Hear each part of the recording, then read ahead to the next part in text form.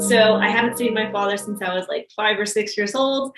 And then my mom, she still had her struggles with alcoholism. So she ended up not having a job or being able to maintain a job for very long. So we lived on food stamps. We were very low income. So I grew up eating a lot of top ramen, macaroni and cheese, and shopping at the 99-cent store. So a lot of processed foods, but honestly, I must admit that she did try her best considering the situation. So we didn't have a ton of desserts or soda, but we still were having like a very grain heavy, not super protein heavy diet. And I wasn't ever really taught anything about health and nutrition.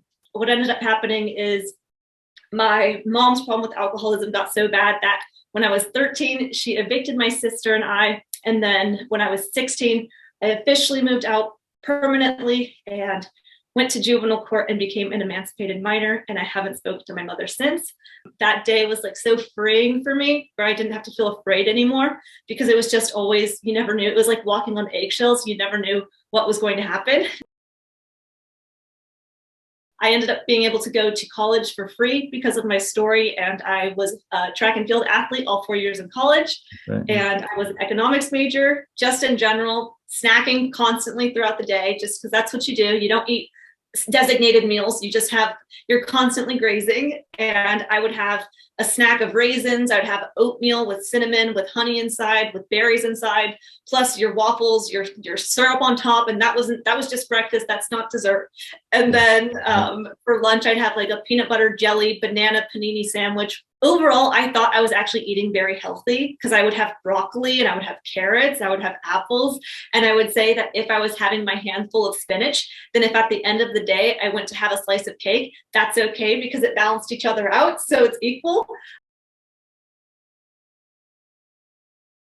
When I was a senior in college, I really craved the attention of men, because of just like, I really wanted someone to love me. Makes sense. So I kind of got in this mode where I'm sure other women can relate, where you just really want to have the best physique, because if you look really good, then men will love you. And so I would work out for with track and field, being an athlete, I was working out with the team 2 to 3 hours a day. But then on top of that, I would sneak off in the morning and go and work out and stuff, because I was kind of punishing myself for having too much dessert the day before.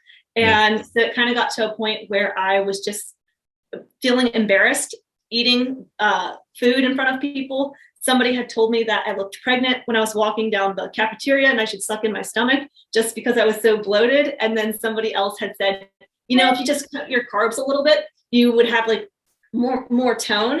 I, at that point, wasn't super familiar of what carbs were, other than like bread. I didn't really consider like a banana to be a higher carb food.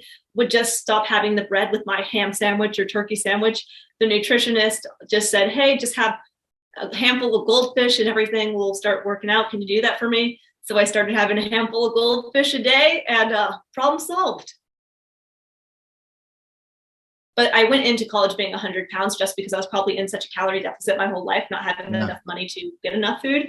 I looked like skinny, but my face was definitely more inflamed, and I just had a lot of water weight holding on to me. And then obviously I was having these mood swings, crying a lot, mental health not in the best situation. So overall, like a roller coaster when you feed yourself foods that don't want to give you complete freedom. So I lived in Hawaii for a couple of years to thaw from the cold, and I ended up meeting my fiance. He had already at that point been a fruitarian, a vegan, a vegetarian. He did pescatarian, Mediterranean. I can only imagine how hard it would be dating somebody nowadays in the world, where you have to approach them and say, hey, like, I don't eat dessert, I don't drink alcohol, I don't have pasta. And he didn't want to do that initially, because that would like scare people away. While being around him, I actually was getting healthier, because I was starting to ask more questions like, why are you having this kind of vegetable versus this one? Oh, because there's lectins, and you've read Dr. Gundry's The Plant Paradox. Yeah. And then at the same time, he was getting less healthy being around me. So eventually it got to the point where I just remember coming home one day, and he was just like, kind of looked like a ghost, like a little bit shocked, where he was like, I can't keep eating this way. Like it's just like my health is getting so bad, digestive issues, skin, all sorts of different things, where he said he had already done a ketogenic diet and found so much healing with that he was going to go back to doing that. So it kind of just very, very gradually, I started removing less dessert, only having a bite a night, then having it one time a week. I watched Dr. Ken Berry's video on like the BBE, bacon, butter, eggs, salmon, and liver, or sardines, liver. And I thought, well, that's simple. Why do I keep buying all this cauliflower and carrots? So I kind of got on board with the 6 foods thing. I used to have really bad joint pain in my knees from being a hurdler for 8 years. That to have that pain go away was amazing. And my skin cleared up. I saw a lot of people my age now saying that they have PCOS, they're on medications, they have depression, and and they're all gaining weight. Meanwhile, I'm feeling better, more vibrant, more energy, clearer skin, less joint pain, better sleep, and just overall just feel so much better. Just by me doing more research on like what's really in these processed foods, how are they altering my brain chemistry and impacting my mood, and therefore impacting all aspects of my day and therefore my life, giving me low energy, dips and like those peaks and highs where I'm like mood swings, all those things. Even as a woman, my menstrual cycle, I used to skip a cycle. I used to have UTIs. I used to have more complications just like with my reproductive area, where it's so freeing as a woman to know that like, no, everything's functioning and going well. He continued to do it, and it was just easier for me. And then I just really started liking the foods, liking the lifestyle, and never really thought twice about like having a donut again, because I was like, if I eat a donut, am I going to die tomorrow? No. But is it going to make me feel the best? Probably not. So I can have one if I want one. And I think that that's like a different mindset than other people may have. I'm kind of a moderator, but I'd like telling myself like, you can have whatever you want, but is it going to be worth it? I then posted my first ever What I Eat in a Day video on YouTube. And I didn't think it was that big of a deal at the time. I just was like saying what I ate. And it was the Ken Berry 6 foods. I got so many questions about that at that time, where people were saying, well, are you allowed to have seasonings? Can you have some blueberries?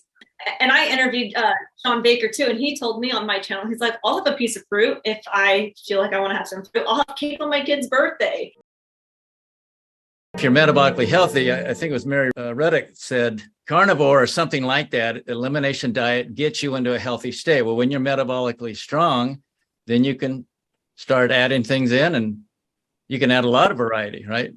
Mm-hmm. And you do what you're in tune with your body. It's like weightlifting. You know what muscles are being worked on just by the feel. When you first start, you have no clue. So I used to do 2 meals in a day because I got on the intermittent fasting train thinking like, this is the ultimate way for health, is intermittent fasting and carnivore at the same time. At this point now, I do 2.5, we'll call it, meals in a day. I was just so full and satiated off of the foods I was eating. And I've never been a calorie counter, so I never realized that I was in such a calorie deficit. And it was because of that video that I had posted that somebody had commented, this girl's starving herself. She's only eating 1,200 calories. How far off am I? Am I supposed to be eating 3,000? Like for my height, I'm 5'2". How many should I be eating? I think at this point, I've kind of come to the conclusion that there is no maximum. It's just as long as you're moving enough, then eat as much as you can and you'll be getting a better metabolism. So a typical day now will include raw milk, raw kefir, raw yogurt, and I will have occasionally some raw egg yolks. I found out that by kind of overdoing eggs, I was doing 6 eggs a day. It was causing my scalp to have dandruff and inflammation, redness, itchiness. So I think eggs are a superfood. I think if people can tolerate eggs, do eggs. And I think all the good nutrition's in the yolk anyway. And a lot of people tend to be allergic to the whites, the avidin in the egg whites. So I don't do the whites and I just do the yolks. I do a lot of beef. I think lamb is great, venison, elk, bison, any kind of meat is great.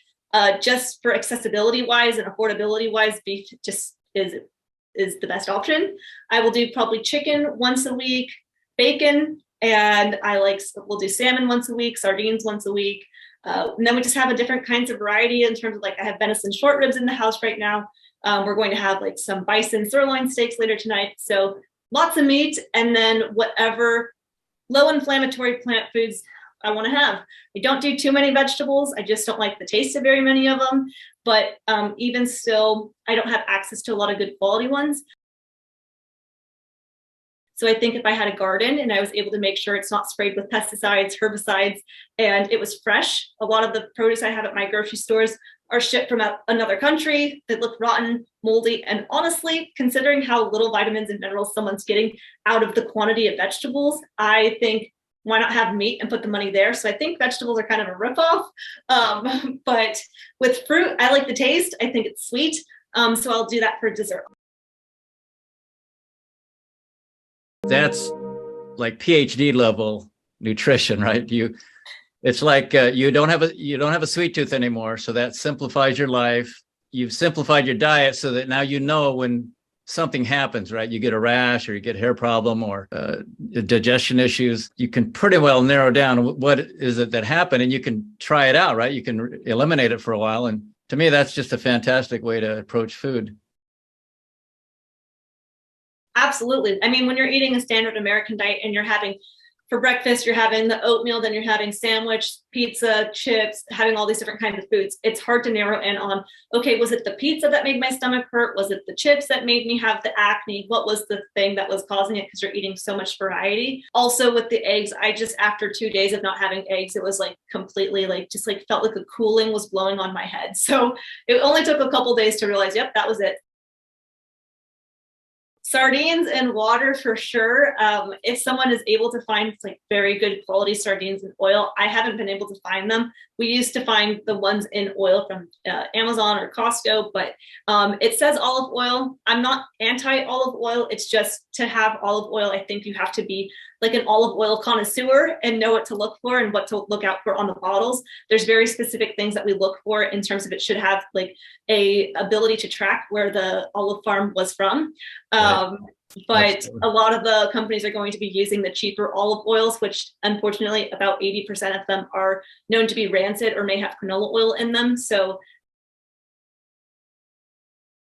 particularly for people with weight loss, I find that one of the biggest mistakes I see, specifically people coming from eating an animal-based or carnivore keto kind of diet, is people tend to undereat just because the foods are so satiating, so nutrient dense, and they think, well, I'm trying to lose weight, so I should be calorie restricting. I had one woman who initially she came to me and she was having even some vegetables. She was eating a keto diet. So she was having vegetables. She was having the different meats and fats. And we had only spoken once before the next time she reached out, which was 6 months later. And so initially she had all this variety. And as the time went on, she would message me on the side, but she would say, okay, I'm going to remove broccoli. I'm going to remove fish. I'm going to remove chicken, now pork. And she reached out to me saying, I'm eating only beef and I'm not losing any weight. What's going on? And I'm eating 1,500 calories and I'm 5'10". So I said, I don't know where you got the idea that you should be doing beef only. I think people specifically, if they have an autoimmune condition, I think it could be a really, really helpful tool to figure out which foods are causing reactions. But for people who are trying to specifically lose weight, you don't have to go to a beef only diet to lose weight. And I want you to do a diet that's going to be sustainable and also enjoyable, because while 6 out of 7 people who start a diet lose weight, over 85% of them are going to regain that weight within 3 years. But I told this woman, I said, I think one, you should be upping your calories, upping your fat, and even having more variety. Like, you don't have to be just doing beef only. So she was nervous about it because you want to lose weight and you don't want to be overeating. So she ended up adding in more food, adding in more fat, adding in more food overall. And she messaged me a couple weeks later, was like, I've already lost 10 pounds and I don't even know how this happened. I'm eating more food and I'm losing weight. So that's definitely a reoccurring pattern I see with people, is just the idea that calories in, calories out, or calorie restrict when you're eating nutrient dense foods, well, even protein heavy foods, are just the thermic effect of food are having so much protein. It takes actually a lot of energy to burn that, and we're using more calories to burn the protein. But also when we don't give our bodies enough food, our bodies kind of go in that starvation mode where it thinks, For all it knows, you're in the middle of a deserted island. You could be not having any access to food. It has no idea that you have a grocery store right down the street. So it decides that, okay, instead you're going to give me just this little bit amount of food. I'm going to hold on to it, and I'm not going to lose the weight because I want to keep you alive. 20 to 25 pounds to lose anyway, which that last 10 to 15 is just like usually the hardest. So she's gotten back to that point where she just has that tiny amount left to go. But she's still keeping going strong, and like a 1 pound here and there, which I think is healthier to lose for someone who only has like 10 pounds to lose 1 pound a month, I think is pretty good.